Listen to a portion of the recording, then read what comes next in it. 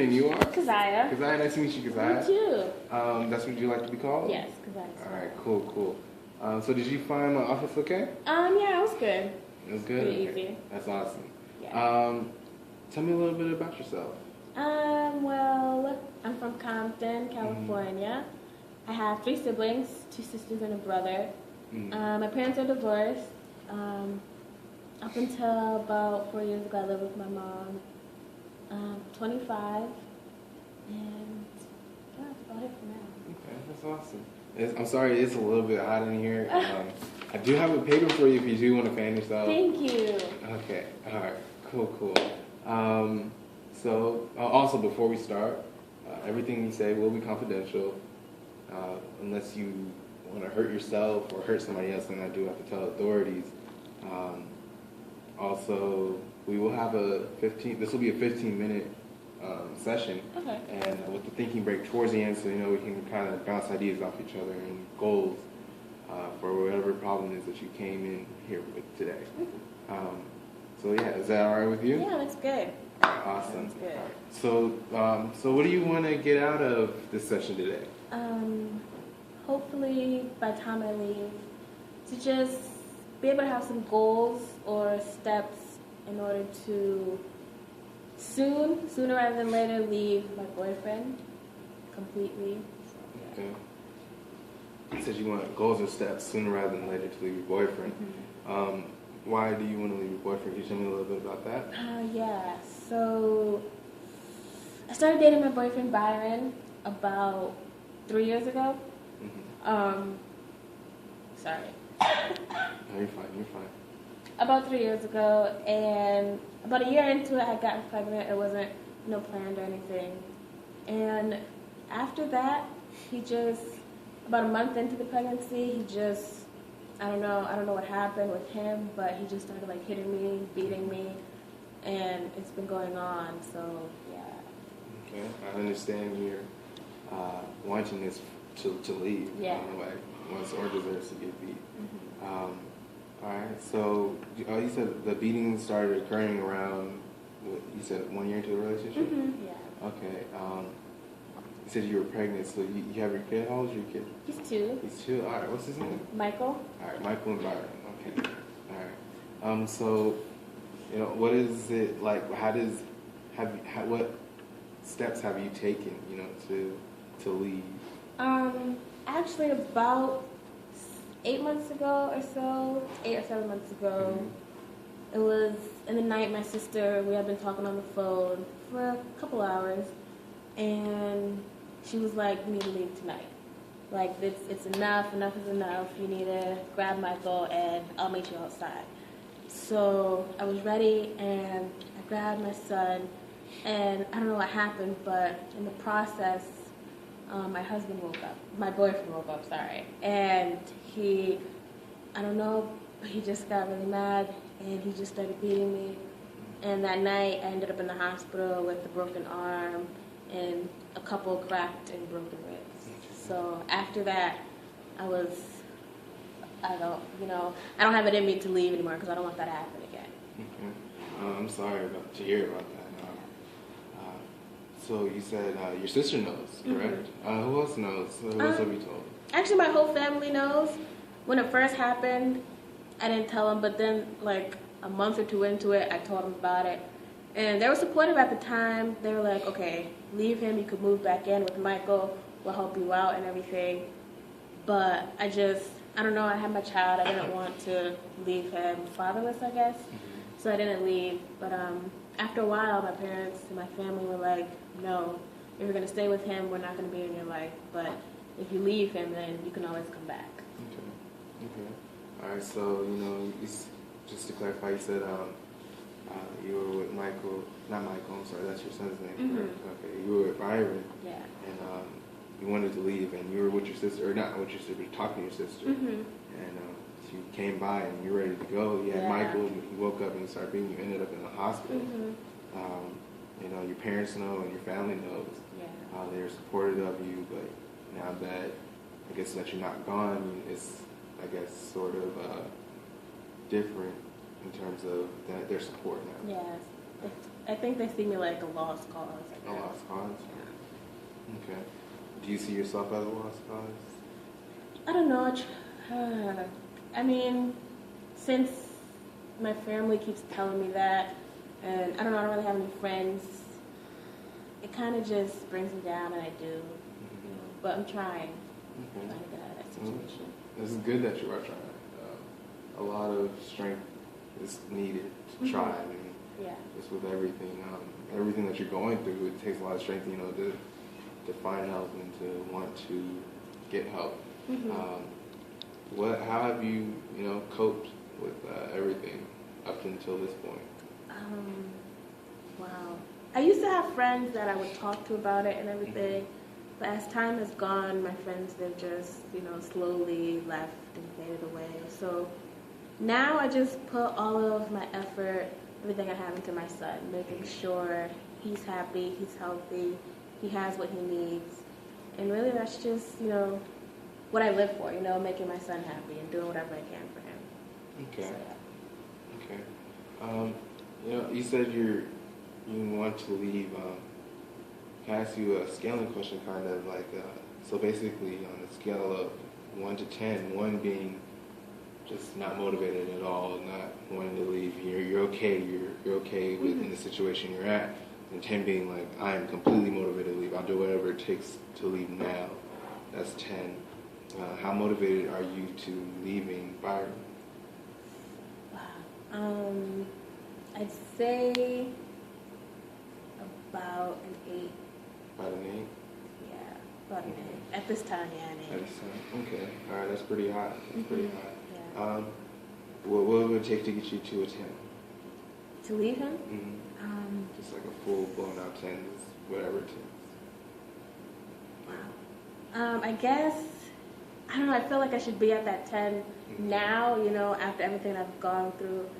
I don't know, I guess if he were to hurt my son at all, or just, you know, put me in the hospital again. Not that I wanted to get to that point, but I feel like where I'm at now, if that happened, I would leave for sure. Okay. All right. And you're wanting to leave. What would be, I guess, different, or how would things change for you when you leave? Well, for starters, I would be with my family again. You know, I'd have that support system behind me, and I'd feel more comfortable and less fearful. Like, throughout the day, I'd be able to go home to my family and not worry about if he's in a bad mood or not, if I'm going to get beat. And I know my son would be in good hands with my family. Okay. So it would just be altogether a better environment. A better environment. All right, for what about your son? I know you said environment, so I'm guessing a better environment for your son also, too. Yeah, for sure. Okay. All right. And I guess, can you tell me, like, the pros of staying, if there are any pros of staying? I know you said you don't want your son to grow up fatherless. Yeah. He can, Byron, he actually is really good with Michael. Of course, I'm always there when we're together because I don't want, you know, anything to happen. But when he does play with him and everything, it's good, you know, and it makes it feel like a family again. So that's definitely a plus, you know.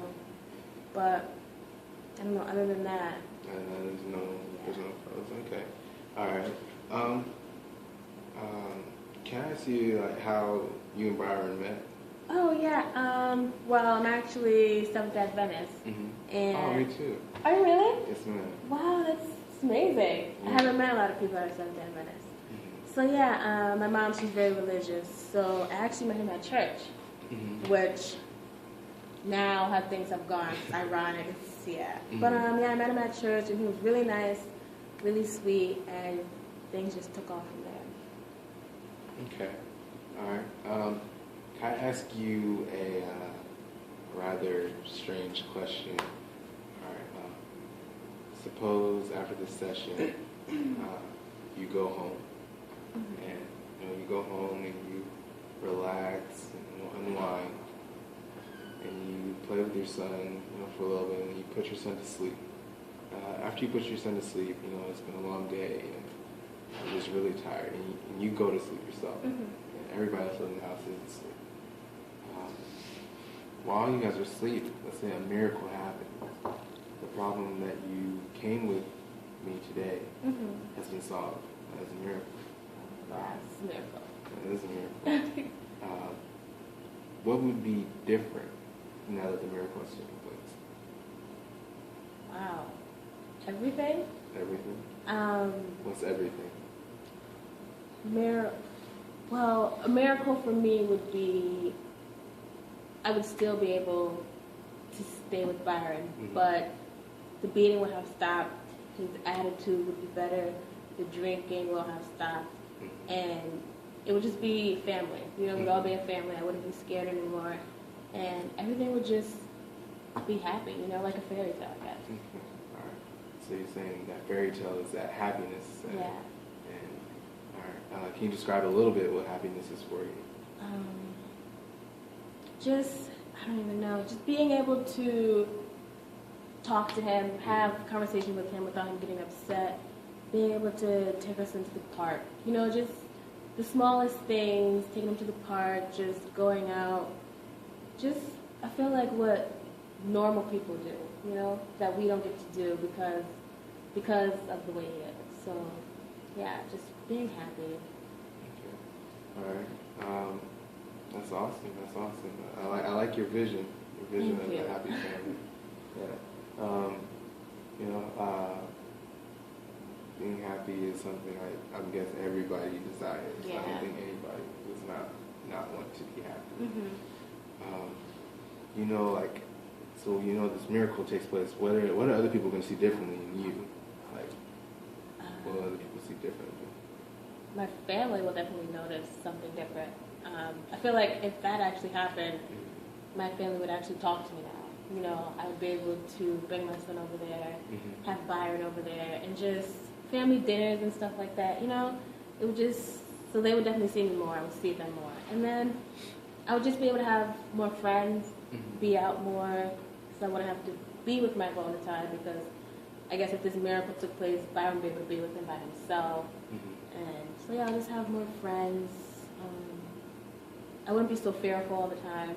So yeah. All right. So you wouldn't be fearful. Through the miracle, you know, you'd be happy. It's sort of a fairy tale, like going to the park with your son and Byron also. You know, you wouldn't have that, I guess, shadowing of just fear. Yeah, That's never for going to have over yourself. At this point, I would like to take a thinking break, you know, so we both can come up with some goal formations to achieve this miracle. Okay.